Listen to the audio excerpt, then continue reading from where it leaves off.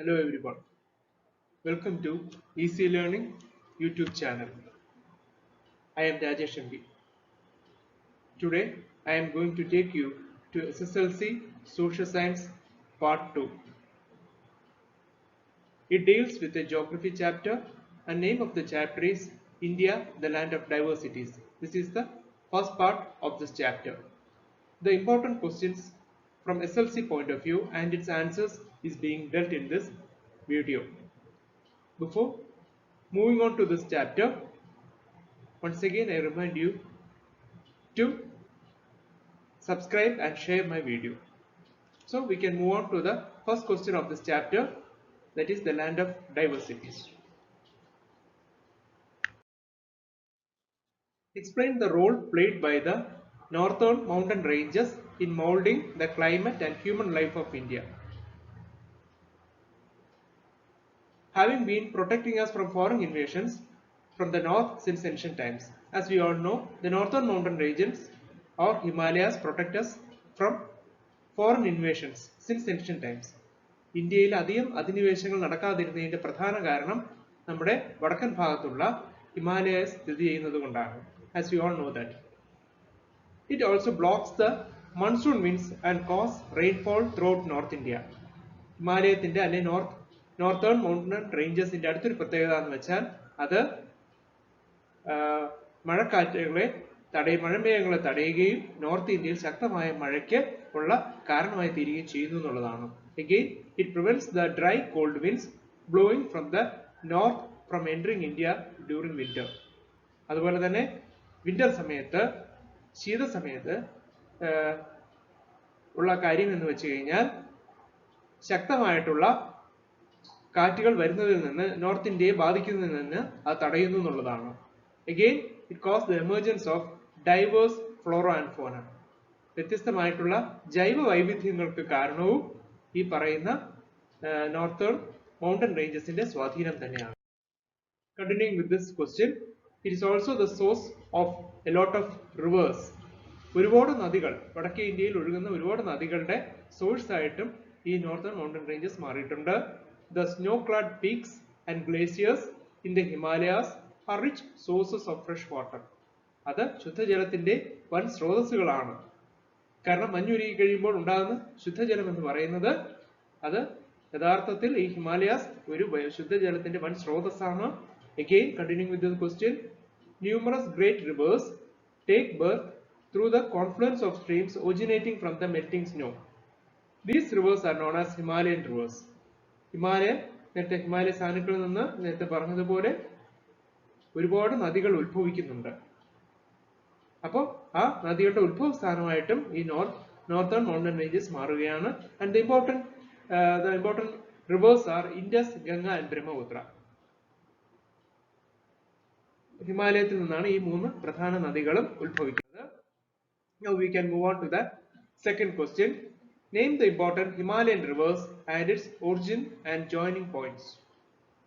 ഹിമാലയത്തിൽ നിന്ന് ഉത്ഭവിക്കുന്ന പ്രധാനപ്പെട്ട നദികൾ അവരെവിടെ നിന്നാണ്, കൃത്യമായിട്ട് ഏത് ഭാഗത്തു നിന്നാണ് ഉത്ഭവിക്കുന്നത്, അത് ജോയിൻ ചെയ്യുന്ന, അത് സമുദ്രത്തിൽ അല്ലെങ്കിൽ കടലിൽ ചേരുന്ന പോയിന്റുകൾ ഏതൊക്കെയാണ്, ഇതേക്കുറിച്ചാണ് നമ്മൾ ഈ ക്വസ്റ്റ്യൻ പഠിക്കുന്നത്. River Indus originates in Manas Sarovar in Tibet and joins Arabian Sea. Jhelum is its important tributary. Sindhu നദി എന്ന് പറയുന്നത് ടിബറ്റിലെ മാനസ് സരോവറിൽ നിന്ന് ആരംഭിച്ച് അറബിക്കടലിൽ പതിക്കുകയും അതിന്റെ ഏറ്റവും പ്രധാന ഉപനദി എന്ന് പറയുന്നത് ജലമാണ്. ട്രിബ്യൂട്ടറി എന്ന് പറയുന്നത് ജലം എന്ന് പറയുന്നതാണ്. Ganga originates in Gaumukh caves in Gangotri glacier and joins Bay of Bengal. Ganga നദിയുടെ കാര്യം പറയുമ്പോൾ അത് ഗൗമുഖ് എന്ന് പറയുന്ന ഹിമാലയത്തിലെ ഗംഗോത്രി ഗ്ലേഷ്യറിൽ ആരംഭിച്ച് ബേ ഓഫ് ബംഗാളിൽ പതിക്കുന്നു. As you all know, Yamuna is the most important tributary of Ganga. ഗംഗയുടെ ഏറ്റവും പ്രധാന ട്രിബ്യൂട്ടറി ആണ് യമുന നദി. Brahmaputra originates in Chima-Yangdang glacier, that's in Tibet, and joins Bay of Bengal with Tista being its tributary. ബ്രഹ്മപുത്രയാണെങ്കിലും അതും ചിമയങ്ഡങ് glacier അത് ഹിമാലയത്തിന്റെ ഭാഗമാണെങ്കിലും അത് ഇന്ന് ടിബറ്റിലാണുള്ളത്. അത് ബേ ഓഫ് ബംഗാളിൽ ബംഗാൾ ഉൾക്കടലിലാണ് പതിക്കുന്നത്. തിസ്തയാണ് അതിന്റെ പ്രധാന tributary. What are the important riverborne plains in India? ഇന്ത്യയിലെ നദികളുടെ സ്വാധീനത്താൽ ഉണ്ടായിട്ടുള്ള സമതലങ്ങൾ ഏതൊക്കെയാണ് എന്നുള്ളതാണ് പഠിക്കുന്നത്. It's rather included in a tabular form. The name of the plain is Punjab Haryana Plain. The Punjab Haryana Plain is a gift of river Indus and its tributaries. In the case of Maristali Bagar Plain of Rajasthan, Luni and Saraswati rivers have deposited and caused for the origin of this plain. Ganga Plain from river Ganga and its tributary. Brahmaputra Plain of Assam from river Brahmaputra and its tributaries. What do you mean by peninsular India? Peninsular India എന്നാൽ എന്താണ് എന്നുള്ളതാണ് നമ്മൾ ഈ ചോദ്യത്തിന് പഠിക്കുന്നത്. Entire portions of Madhya Pradesh, Jharkhand and Chhattisgarh, as well as parts of Maharashtra, Karnataka, Tamil Nadu, Telangana, Odisha and West Bengal together form a plateau known as Peninsular Plateau. Peninsular Plateau എന്ന് പറയുമ്പോൾ ഇന്ത്യയിലെ ഒരുപാട് സംസ്ഥാനങ്ങൾ ഉൾക്കൊള്ളുന്നതാണ്. ഇന്നത്തെ മധ്യപ്രദേശിന്റെ ഭൂരിഭാഗം ഭാഗങ്ങൾ, ജാർഖണ്ഡ്, ഛത്തീസ്ഗഡ്, മഹാരാഷ്ട്ര, കർണാടക, തെക്കോട്ട് വരികയാണ് നമ്മൾ തമിഴ്നാട്, തെലങ്കാന, വടക്ക് കിഴക്കൻ ഭാഗത്തിലുള്ള ഒഡീസ, വെസ്റ്റ് ബംഗാൾ വരെ ഉള്ള ആ ഒരു പ്ലേറ്റോയെ പെനിൻസുലർ പ്ലേറ്റോ എന്നാണ് അറിയപ്പെടുന്നത്. The peninsular plateau, made of hard crystalline rocks, forms the oldest and the most extensive physical division of India. Peninsular പ്ലേറ്റോയുടെ ഏറ്റവും വലിയൊരു പ്രത്യേകതയാണ് പറയുന്നത്. It is made of hard crystalline rocks.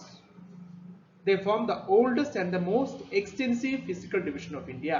ഇന്ത്യയിൽ ഏറ്റവും ആദിമമായിട്ടുള്ളതും അതുപോലെ തന്നെ ഏറ്റവും വിശാലമായിട്ടുമുള്ള ഒരു ഭൗതിക പ്രദേശമാണ് പെനിൻസുലർ പ്ലേറ്റോ എന്ന് പറയുന്നത്.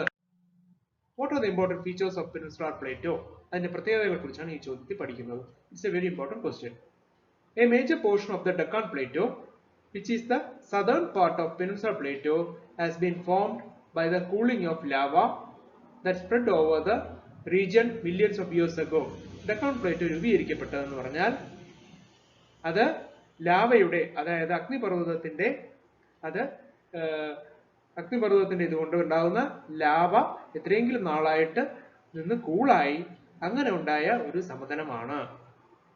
Black soil is extensively found in this region. It's made of igneous rocks named basalt.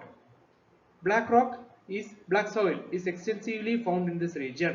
നേരത്തെ പറഞ്ഞതുപോലെ ലാവയിൽ നിന്ന് ലാവ കൂളായി ഉത്ഭവിച്ചതായതുകൊണ്ട് തന്നെ കറുത്ത മണ്ണാണ് അവിടെ കൂടുതലായിട്ട് കാണുന്നത്. It's made of igneous rocks named basalt.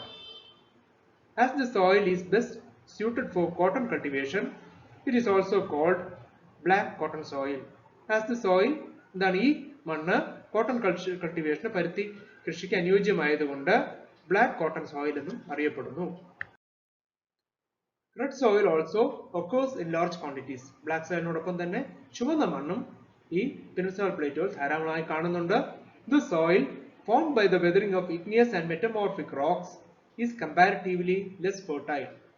എന്നാൽ കറുത്ത സോയിലിനെ, ബ്ലാക്ക് സോയിലിനെ അപേക്ഷിച്ച് റെഡ് സോയിൽ എന്തുകൊണ്ടാണ്? By the weathering of igneous and metamorphic rocks, ഇത് ഈ രൂപത്തിൽ രൂപപ്പെടുന്നത് ആയതുകൊണ്ട് ലെസ് ഫെർട്ടൈൽ ആണ്, കൃഷിക്ക് അത്രത്തോളം അനുയോജ്യമല്ല.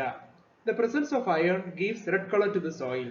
അതിൽ ഇരുമ്പിന്റെ അംശം കൂടുതലായതുകൊണ്ടാണ് ആ മണ്ണിന് റെഡ് കളർ കിട്ടിയിരിക്കുന്നത് എന്നുള്ളത് നമ്മൾ മനസ്സിലാക്കണം.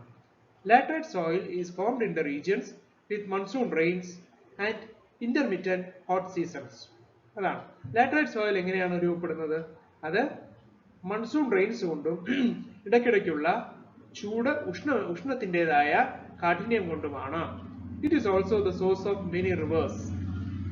ഈ പെനിൻസുലർ പ്ലേറ്റോയിൽ എന്താണ്? അതും നേരത്തെ ഹിമാലയൻ റീജിയനിൽ പറഞ്ഞതുപോലെ അത് തെക്കൻ ഇന്ത്യയിലെ പല നദികളുടെയും ഉത്ഭവ കേന്ദ്രമായിട്ട് മാറുന്നുണ്ട്. The continuation of this chapter we can watch in the next video, which will be launched within 3 or 4 days. Thus we have come to the end of this video. Thank you all.